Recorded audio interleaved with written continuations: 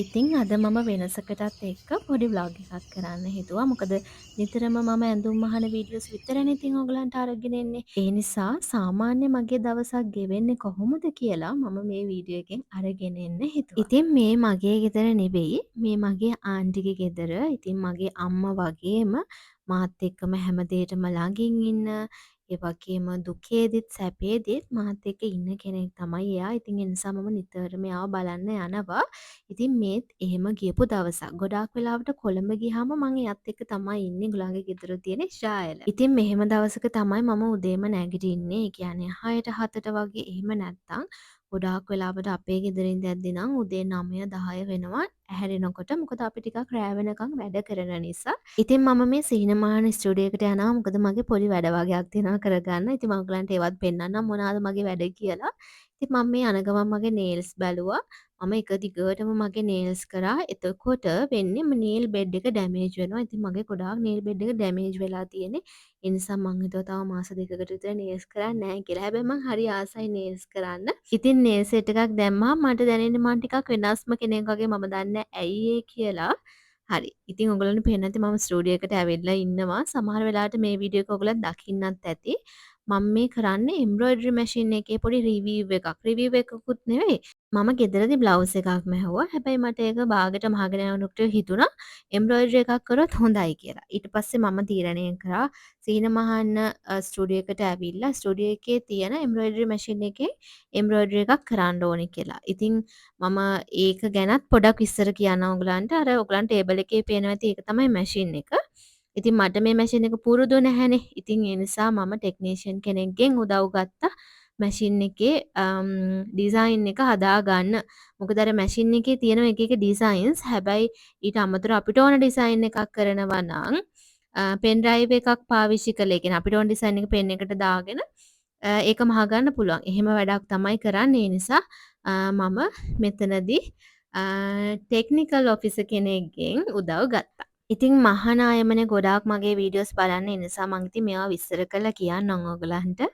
ඉතින් මුලින්ම මම කළේ දැන් මගේ ඔළුවේ තිබුණ නැහැ මේකට මේ පින්තූරෙට මම මලක් තමයි මෙතනදී මහන්නේ. ඒකට කලර්ස් තෝරගන්නේ කොහොමද කියන එක මට ලොකු අයිඩියා එකක් තිබුණ නැහැ. මට ඒ වෙලේදී තමයි මතක් වුණේ මේකට පාට කොහොමද තෝරගන්න ඕනි කියලා. ඉතින් මේ අපි දෙන්න කතා කරනවා කොහොමද මේ පාට තෝරගන්නේ කියන එක ගැන.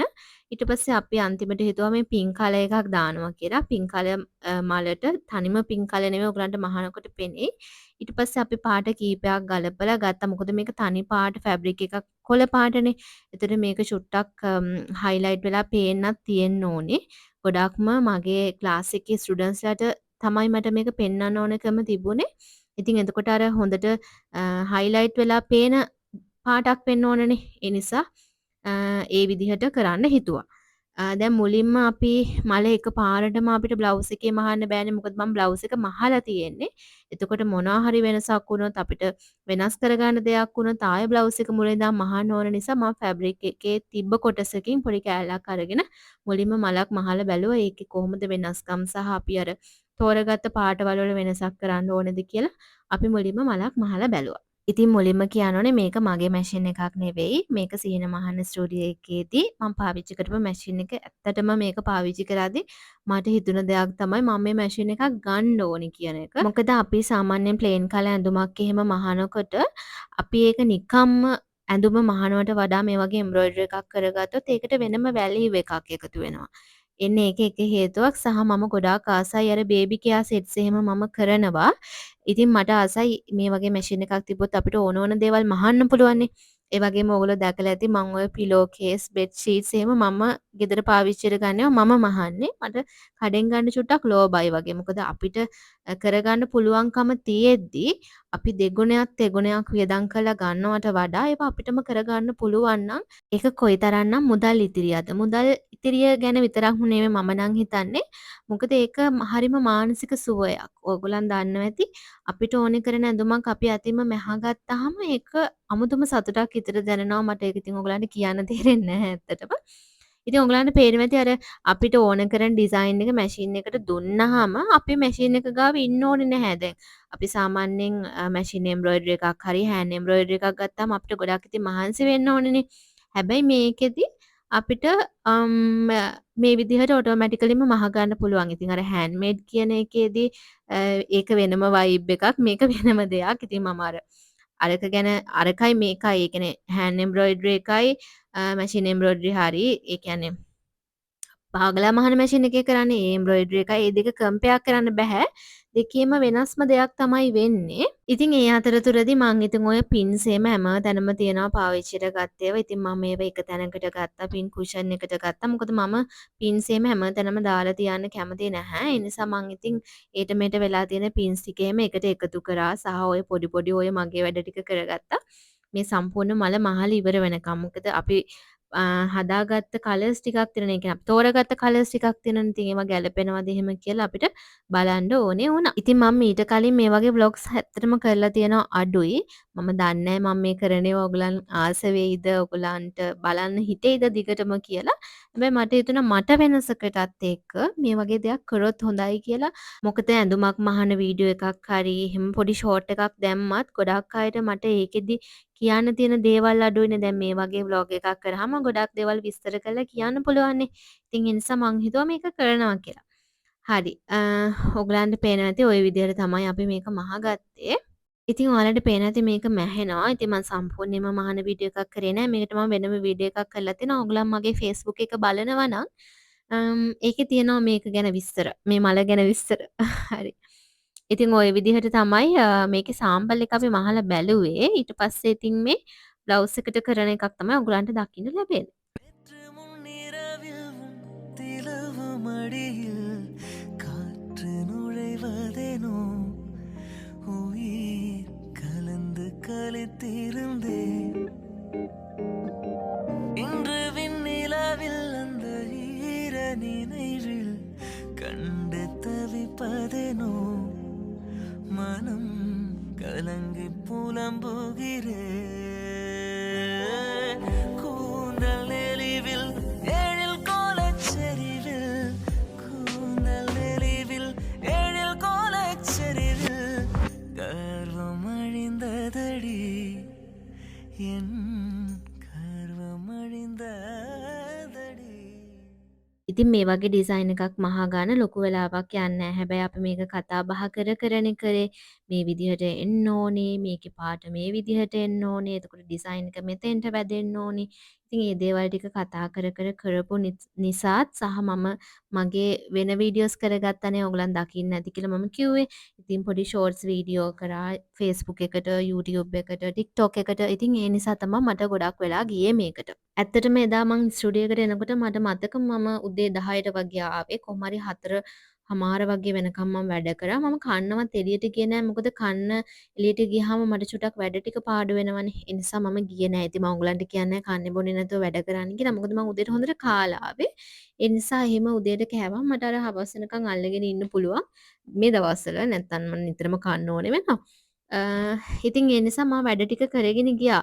මං හිතන්නේ මට මේ වෙලාවෙන් පස්සේ ආය මුකුත්ම වීඩියෝස් වලට ගන්න බැරි වුණා. ඒ කියන්නේ රෙකෝඩ් කරගන්න බැරි වුණා. මං හිතන්නේ මට අමතක වුණා. මොකද මට ටිකක් ව්ලොග් කරනවා කියන එක ටිකක් වෙලාවක් යනකොට අමතක වෙනවා. ඉතින් මං හිතන්නේ ඊට පස්සේ මට ඒක අමතක වුණා. ඊට පස්සේ මම ඔයගලන්ට පෙන්නන්නම් මේ දවසින් පස්සේ දවසේ මොනවාද මම කළේ කියලා. හරි මෙතනත් පොඩි විස්තරයක් කරන්නම්කෝ. ඔයගලන් දකින්න ඇතිනේ මම අර කොළ පාට බ්ලවුස් එකක් නේ මැහුවේ. ඉතින් මේ මැෂින් එකේ තිබුණේ නූල් 4 මං හිතන්නේ නූල් 4 මැෂින් එකක් මේක උ. නූල් 4ක් තිබ්බේ නිල් පාටින්. ඉතින් මම මේක කොළ පාටට මාරු කරගත්ත බ්ලවුස් එකට ගන්න ඕනේ නිසා. ඉතින් මෙතනදී මම අර නූල් සම්පූර්ණයෙන්ම මාරු කරන්න ඕනේ නැහැ. අර තියෙන නූල් වලට නූල ගැට ගැහුවාම අපිට නූල මාරු කරගන්න පුළුවන්. හරිම ලේසියෙන්. ඉතින් ඒ විදිහට තමයි කරේ මේ නූල් 4 මැෂින් එකක්. ඉතින් ගොඩක් වෙලාවට මම ඉතින් ওই මැහුම් වීඩියෝස් වල කියලා තියෙන නිසා මේක ගැන ලොකු විස්තරයක් කරන්නේ හරි. ඊට පස්සේ මම බ්ලවුස් එකේ කොළ එක මැහුවා. ඔයගලන්ට කොළ එක මහන වීඩියෝ එකකුත් මම අරගෙන ආවා ඒකත් බලන්න. ඉතින් මේ පාවිච්චි කරන්නේ මම ෆුල් ඔප්ෂන් මැෂින් එකක්.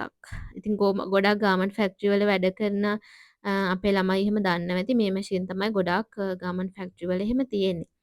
ඉතින් ඔන්න ඔය විදිහට තමයි මම වැඩ ටික කළේ.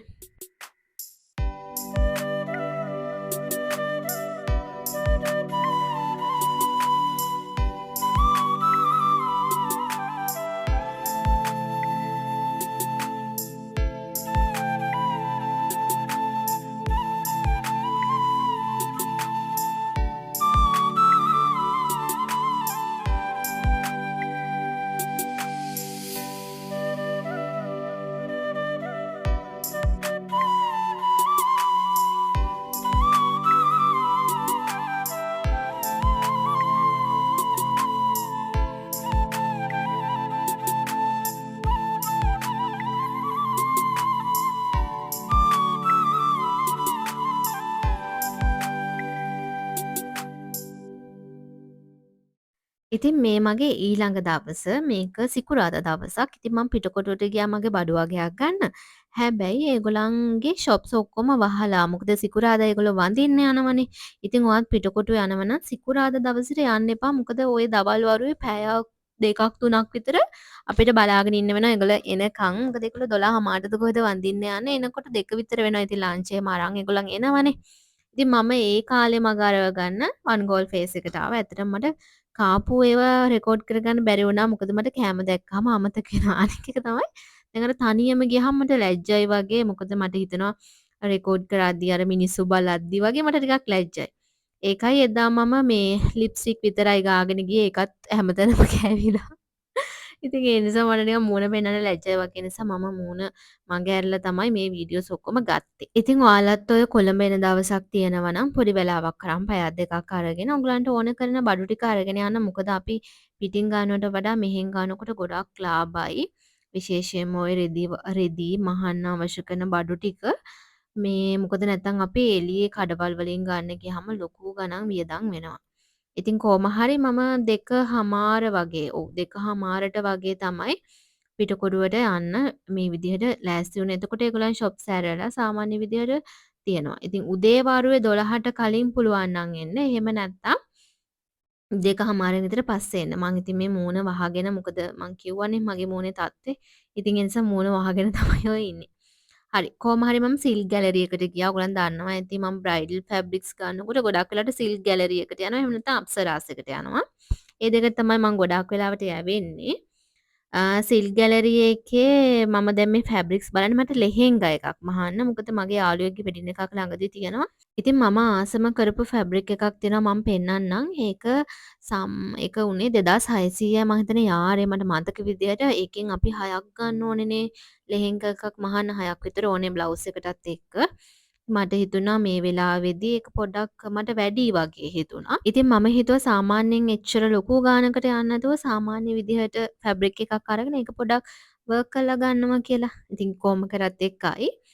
ඉතින් මම එහෙම තමයි ගත්තේ සාමාන්‍ය කියන්නේ මම දැන් ගත්ත එකත් චුට්ටක් ගණන් මං හිතන්නේ ඒක 1000 ගාණක් උනේ 1600ක් හරි හරියටම මතක නැහැ ප්‍රයිස් එක. ඒ වගේ ගාණක් තමයි උනේ. ඉතින් පොඩි වෙනසයි තියෙන්නේ. ඉතින් ඒ අතරතුරේ මම මේ විදිහට බැලුවා. මොකද මම අර සාමාන්‍යයෙන් මට ඕනේ කරන ඩිසයින් එකක් තියෙනවා නම් මම ඒකට මොන වගේ මටීරියල් එකක්ද මොන වගේ ෆැබ්‍රික් එකක්ද යන්නේ කියලා චුට්ටක් ඇවිදලා කරලා බලනවා. මොකද පස්සේ ඒක කට් කරාට පස්සේ අපිට හිතුණා මේක මාරු කරන්න ඕනේ කියලා රෙදිනේ. ඒව කැපුවට පස්සේ අපිට ආයෙ වෙනස් කරන්න බෑ. මෙන්න මෙතන දම් පාට එකක් පේනවා ඇති. ඔන්න ඕකට තමයි මම මුලින් කැමති උනේ. ඕක තමයි 2600ක් හරි 2800ක් හරි වෙනවා යාරේ 60 පළල එන්නේ. ලෙහෙංගා වලට තමයි ඒක විශේෂයෙන්ම තියෙන්නේ. ඉතින් කොච්චර වටේ බැලුවත් මට ඒකටමයි හිත යන්නේ. හැබැයි මට හිතුනේ ඒකේ පාට චුට්ටක් අර ඩාර්ක් මදි වගේ. ඊට වඩා චුට්ටක් ඩාර්ක් කලර් එකකටත් ආසයි. මේක පොඩ්ඩක් සිම්පල් වැඩි වගේත් හිතිලා මං කොහොම හරි තව තේරුවා මං හිතන්නේ. කොහොම හරි මට දැන් කැමරාව තියාගන්න විදිහක් නැහැනේ. නිසා මම මේ ෆැබ්‍රික් එකක් උඩම කැමරා එක තියලා චුට්ටක් බැලුවා මාව හොඳට පේනවද කියලා. එහෙම බලලා මම මේ ෆැබ්‍රික් එකක් තෝරගන්නවා. මෙන්න මේක. මේක තමයි මම ගන්නෙ. මේකයි මේකට බ්ලවුස් එකට මම ගත්තේ ප්ලේන් කලර් එකක්. කොහොම හරි සිල්ක් ගැලරි එකේ කස්ටමර් සර්විස් එකත් හොඳයි. මොකද අපි අර වෙන තැනකට ගියාම අපිට ඕනේ කරන ඒවා තෝරගන්න බෑ. ඒගොල්ලෝ පෙන්වන්නෙත් නැහැ. නමුත් මෙතන ඉන්න මල්ලිලා ටිකක් ඉන්නවා. ඉතින් ඒගොල්ලෝ හරිම හොඳයි අපිට ඕනේ කරන දෙයක් කතා කරලා හොයලා දෙනවා. ඒ වගේම ප්‍රයිස් එකත් හරිම රීසනබල්. ඒ කියන්නේ ගොඩක් ගණනුත් නෑ. සාමාන්‍ය ගානට අපිට ගන්න පුළුවන්. ඊට පස්සේ මම කිව්ව දම් පාට එකයි දම් පාට එකේ අර ප්‍රින්ටඩ් වගේ එකක් තිබ්බේ. ඒකයි ප්ලේන් කලර් එකක් ගත්තා. උඩට මං හිතන්නේ උඩට ගත්තේ වැලන්ටිනා එකක්. අරක අනික් මැටීරියල් එකේ නම මතක නැහැ ඇත්තටම. ඉතින් ඒ දෙකත් ගත්තා. ඒ දෙකට පොප්ලිනුත් ගන්න ඕන වුණා. හැබැයි පොප්ලින් මේගොල්ලන් ගාව තිබුණ නැහැ. මම වෙන ෂොප් එකකට ගියා පොප්ලින් ගන්න. මං ඒක නම් ඔයගලන්ට මේ රෙකෝඩ් කරගත්තේ නැහැ. මොකද චුට්ටක් අර ඇතුළට යන්න ඕන මාකට් එකක් වගේ ඇතුළට. ඉතින් මට අමතකුණා ඇත්තට මේක වීඩියෝ එකකට ගන්න. ඊට පස්සේ මම මේ ඇවිල්ලා ඉන්නේ රතුපල්ලිය ළඟ. මට මතක නෑ ෂොප් එකේ නමත්. කොහොම හරි මෙතන තියෙන්නේ ඔය පොඩි පොඩි පර්ල්ස්, රිබන් ඒ වගේ පොඩි පොඩි දේවල් තමයි මෙතන තියෙන්නේ. ඉතින් මම මෙතනින් ගත්තා මේ බෝඩර් එකක් ගත්තා මේකට මොකද ලෙහෙංගා එකක්නේ. එතකොට නිකාම මහනවට වඩා හොඳයි කියලා ඒක ගත. ඒගොල්ලන් අර මැනලා දෙන්නේ අපි ඒ පීස් එකම ගන්න ඕනේ. හරි. ඉතින් ඔය වගේ මගේ බඩු ටිකත් අරගෙන මම ආයේ එන්න පිටත් වුණා. ඇත්තටම මම පෙටා යද්දි තනියම යන්නේ. මොකද කාටවත් මම කරදර කරන්නේ නැහැ. මොකද අපි ගොඩාක් ඇවිදලා කරලා බඩු ගන්න නිසා. මොකද වෙන කෙනෙක් එක ගියොත් එයාටත් එපා වෙනවනේ. ඒ නිසා. ඉතින් මේ ව්ලොග් එක අවසන් වෙනකම් බැලුවා නම් මේක කොහොමද කියලා කමෙන්ට් එකක් දාගෙන යන්න. මොකද මම ඊට කලින් මේ වගේ ව්ලොග්ස් කරලා තියෙනවා අඩුයිනේ. ඉතින් ඔයගලගේ අදහස් කොහොමද කියලා කමෙන්ට් එකක් දාගෙන යන්න. ඉතින් බලපු හැමෝටම ගොඩාක් ස්තුතියි.